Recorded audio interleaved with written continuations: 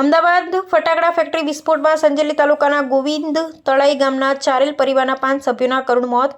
અમદાવાદ ખાતે આવેલી એક ફટાકડાની ફેક્ટરીમાં ગઈકાલે થયેલા ભયાનક વિસ્ફોટ અને આગની દુર્ઘટનામાં દાહોદ જિલ્લાના સંજેલી તાલુકાના ગોવિંદ તળાઈ ગામના ચારેલ પરિવાર પર આબ તૂટી પડ્યું છે. આ દુર્ઘટનામાં પરિવારના એક જ ઘરના કુલ 5 લોકોના કરુણ મોત નીપજ્યા છે. મૃતકોમાં પરિવારની પુત્રવધુ રમીલાબેન અને તેમના 4 નિર્દોષ બાળકોનો સમાવેશ થાય છે, જ્યારે રમીલાબેનના પતિ સહિત પરિવારના અન્ય 4 બાળકો હાલ હોસ્પિટલમાં સારવાર હેઠળ છે.